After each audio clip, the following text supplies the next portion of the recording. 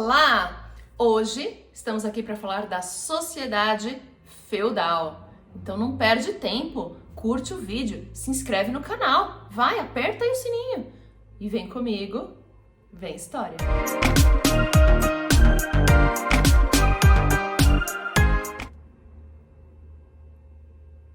Você não devia estranhar.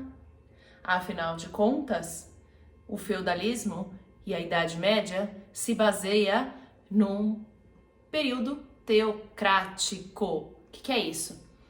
É basicamente dizer que toda a economia, toda a sociedade, todas as pessoas deveriam se organizar em volta de Deus e deveriam servir a Deus. Logo, a Igreja Católica ganhou um poder imenso durante a Idade Média. Teocêntrico significa que Deus está no centro das coisas. Portanto, essa era a importância que a religião e a fé vão ter durante o período medieval. No século XI, um bispo chamado Adalberon de Laon disse que a sociedade medieval, a sociedade feudal, estava dividida em 3 classes sociais. E é basicamente isso mesmo. Não é tão perfeitinho igual essa divisão, mas são as 3 principais classes sociais. Então a gente tem o clero, que são os membros da igreja, a nobreza e os servos. Então vamos ver cada uma das 3 classes sociais. Quando a gente fala de clero, a gente não pode dizer que são apenas os que oram, pois os membros da Igreja Católica têm diversas funções. Nós temos o alto clero, que é a alta hierarquia da igreja. Então a gente vai ter o Papa, que é o chefe da igreja, os cardeais, os bispos e os arcebispos. Esses normalmente vinham de famílias da nobreza. Então, os nobres muitas vezes não conseguiam casar os seus filhos, ou mesmo não queriam, e davam esses filhos, davam entre aspas, para a igreja. Então esse filho era ordenado membro da igreja e junto com esse filho vinham terras. Esse senhor feudal doava terras para a igreja e aí essa criatura virava um bispo, um arcebispo e podia crescer até virar cardeal e papa. Pois é. Basicamente, os membros do alto clero eram os que iam aprender a ler e escrever. Ou seja, não são todos os membros da igreja que sabiam ler e escrever. E nem é todo mundo do alto clero, tá? O baixo clero era formado pelos párocos, ou seja, os padres. Mas não só, também os monges nos monastérios. E aí dentro dos monastérios nós temos aí divisões diferentes desses monges. E os monges, esses sim, dentro da vida do monastério, aprendiam a ler e escrever. Muitos deles se tornavam monges copistas, ou seja, eles copiavam livros, né, gente? Não tinha copiadora, não tinha xerox, não tinha impresso, não tinha nada disso. Imagina o trabalho, meu Deus. Enfim, eles que faziam todas as luminuras, ou seja, os desenhos, copiavam os livros, era um trabalho monumental e eles tinham a paciência de fazer. Mas os padres não sabiam ler e escrever, e isso mais pra frente vai ser um problema dentro da Igreja Católica. Nesse período ainda não, pois a grande maioria da população, e quando eu digo isso eu estou dizendo servos e nobres, não sabiam ler e escrever. Os monastérios eram verdadeiros refúgios para esses monges, que podiam ser da ordem dos beneditinos, dos franciscanos e por aí vai. Normalmente esses monges faziam votos de simplicidade, de pobreza, de castidade, etc., de caridade. Então depende muito da ordem que a gente está falando. Mas eles viviam vida simples dentro dos monastérios, tinham horários rígidos para orar, para se alimentar, para trabalhar e para estudar. E como eu disse sobre os monges copistas, não é à toa que nos monastérios ficavam as maiores bibliotecas da Europa. É importante dizer que, graças às diversas doações que a igreja recebeu e também à cobrança do dízimo, que era basicamente 10% de toda a produção dos cristãos da Europa, a igreja enriqueceu bastante e ela vai ter um controle imenso na vida, na legitimação do poder de reinos e de reis, porque eu disse que não é em todos os lugares que os reinos desapareceram, em muitos lugares os reinos e os reis existiam ainda, mesmo durante o feudalismo em alguns lugares. E é importante dizer que a igreja, ela justificava, através da fé, a ordem social. Então, a igreja dizia que você não podia mudar de classe social. Por isso que nós chamamos a sociedade feudal de uma sociedade estamental. Quer dizer que não tem praticamente mobilidade social. A gente tem basicamente pessoas que entram para o clero porque não tem como nascer, né? Porque a igreja vai proibir aí o casamento entre os seus membros. Mas você não tem como ser servo, ser camponês e se tornar nobre e vice-versa. Porque não tem a ver com uma questão de dinheiro como é hoje na nossa sociedade.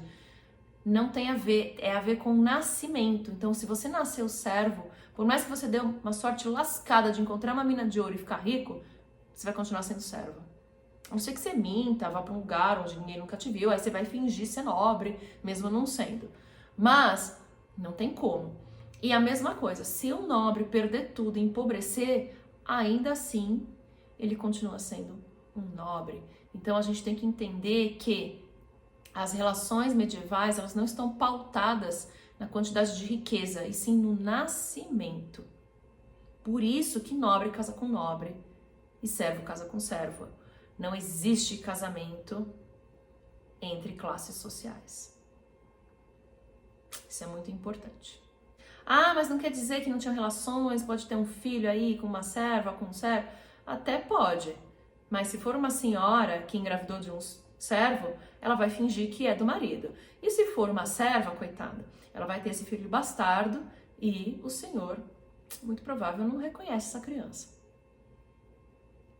como legítima. E é importante dizer também que o casamento, em qualquer classe social que a gente esteja falando, mesmo dentro da nobreza ou dos servos, não tem a ver com amor, é por interesse. Entre os nobres é por interesse de aumentar a riqueza, aumentar o prestígio, por fazer alianças de poder, ou entre os servos é por uma questão de sobrevivência, né? Vou casar com um cara, uma menina de uma família legal, uma família boa, que vai prover o sustento aí dessa filha, né? Uma mulher que vai ajudar aí esse marido, que vai ter bons filhos, né? Vai gerar bons filhos. Então, essas são as relações de casamento. Não existe essa questão aí de amor romântico e tal. O amor existia, não quer dizer que não existia, mas não era assim que os casamentos e as relações eram pautadas, ok? Mas então, falando de nobreza, vamos para essa classe social, né? Essa classe social aí que tinha que guerrear. Não é só isso, né? Essa classe são os senhores feudais, os donos dos feudos. Mas nem todo mundo pode ser senhor feudal, né? Não tem uma quantidade de terra infinita no planeta, muito menos na Europa, que é pequena. E aí, a gente tem vários filhos que ou então vão, homens, para a igreja, ou vão se tornar cavaleiros, certo? E ele não necessariamente pode ser um cavaleiro do seu próprio pai. Ele pode sair e jurar fidelidade lá para outro senhor feudal. E aí ele vai participar, então, da guarda daquele senhor feudal ou daquele rei e assim por diante, tá? Os cavaleiros é que fazem a proteção dos feudos. É basicamente o exército pessoal do senhor feudal, ok? E não é um exército pago, mas é sustentado. Os cavaleiros vivem aí no castelo, são sustentados pelo trabalho dos servos, né? Então o senhor feudal vai dar comida, vai dar abrigo, vai dar arma, vai estar o necessário aí e o treinamento para esses cavaleiros. E esses cavaleiros, então, vão fornecer a proteção em casos, em ocasiões de guerra. Além disso, é muito importante falar das relações de vassalagem. Então, vamos imaginar que eu tenho um senhor feudal com muitas terras. E aí ele vai lá e doa um pedaço de terra, um feudo, para um outro senhor feudal, para um outro nobre. Tá, mas ele vai doar assim de graça? Não. Em troca, aquele que recebeu a terra, recebeu o feudo, tem que jurar fidelidade. Então é isso mesmo. Então presta atenção. Quem doa a terra é o suzerano, beleza? Quem recebe a terra é o vassalo, É uma relação entre dois nobres, beleza? O suzerano doou, o vassalo recebeu. E o vassalo tem que jurar fidelidade ao suzerano. Então ele ajoelha, tem toda uma cerimônia onde ele ajoelha e jura fidelidade a esse suzerano. O que isso significa? Que em caso de necessidade, em caso de guerra, esse suzerano vai convocar esse vassalo e esse vassalo é obrigado a ajudar, porque ele jurou. Lembra que eu falei lá no outro vídeo que a fidelidade, a honra, a palavra eram essenciais durante o período medieval? É disso aqui que eu tô falando. Esses homens, eles juram fidelidade entre si, eles juram ajudar uns aos outros e a palavra é essencial, a honra. Você honrar aquilo que você prometeu, aquilo que você jurou, é essencial entre essas relações. Se uma pessoa não cumpre com a palavra, não cumpre com as suas promessas, seus juramentos, é um homem desonrado, essa pessoa vai ser escorraçada da sociedade. Ninguém vai querer fazer nenhum tipo de comércio, de relação, de nada com essa pessoa, porque vai ser um cara que vai cair na desgraça e na desonra. Então a palavra era essencial. Não existia lei escrita, portanto, a dignidade, a honra entre esses homens era importante. E eu tô falando entre os homens, tá? Presta atenção, porque eu vou fazer outro vídeo para falar das mulheres no período medieval, é outra conversa, ok? Agora você imagina que se um suzerano tem muitos vassalos, ele se torna extremamente poderoso. E isso vai ser uma das formas que mais para frente alguns reinos serão formados. É importante lembrar que apenas os nobres podiam ter armas, mas nenhuma outra classe social, ok? Durante o feudalismo, na Alta Idade Média, só a nobreza tinha e era detentora das armas. E quando essa nobreza não tinha muito o que fazer, que eles não estavam em guerra, eles faziam os torneios, aonde eles faziam competições de luta, de arco e flecha e as famosas justas, que foram muito representadas em diversos filmes e desenhos que abordam aí a Idade Média. Os servos eram também os servos da gleba, ou seja, são aqueles que trabalham e não podem abandonar o feudo. Eles meio que estão presos dentro do feudo. Eles não são escravizados de fato, mas também não são livres.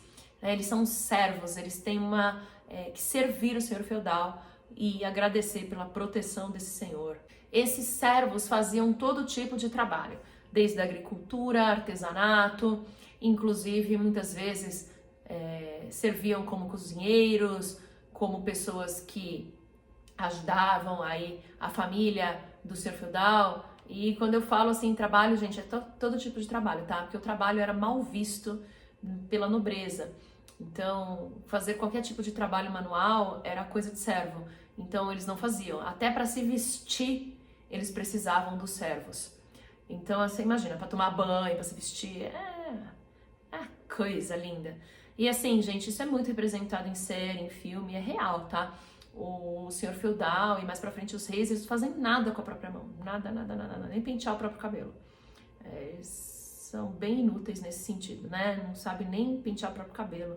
Complicado. Mas era essa visão. O trabalho era visto como algo ruim, não era como algo positivo, não. Os servos eram obrigados a trabalhar pelo seu sustento mesmo, ok? E também era muito comum os nobres acharem que tinham sangue azul, porque como eles não trabalhavam, eles não ficavam no sol, né? De sol a sol ali, ó, ralando, eles não ficavam com a pele um pouquinho mais queimadinha de sol, então eles eram brancos demais, dava pra ver todas as veias, e aí eles tinham a ideia muito inteligente de que eles tinham sangue azul. Nada mais é do que as veias que apareciam nas suas peles de pessoas que não trabalham. Porém, dentro do feudo também existiam outros tipos de servo, que eram conhecidos como os vilões. Eles não tinham essa necessidade de estar presos à terra, eles não estavam presos à terra, então eles podiam vagar de feudo em feudo. Também é muito comum a gente lembrar que existiam artistas nessa época, tá? Artistas, menestréis, cantores, atores e assim vai. E essas pessoas costumavam vagar de feudo em feudo mesmo, se apresentando nas cortes aí dos senhores feudais, dos reis. Eles ganhavam abrigo e alimento e iam passando de lugar em lugar. Então, é o que eu falo, a sociedade medieval tem as classes sociais, mas não é tão rígido assim, não é tão só essas classezinhas, existem pequenas variações aí entre as classes sociais, porque é uma sociedade complexa e mais pra frente, durante a Baixa Idade Média, ela vai ficar mais complexa ainda, mas aí é assunto para outro vídeo. Gostou de conhecer um pouco mais sobre o período medieval? Não se esquece então de assistir muita série, muito vídeo. A série do Game of Thrones é muito baseada no período medieval. Senhor dos Anéis, Seven Kingdoms, amo. Muitas delas baseadas no período medieval. E se você não entender esses valores medievais, você não entende essas séries e não entende esse período. Então, espero que você tenha gostado. Beijos e tchau!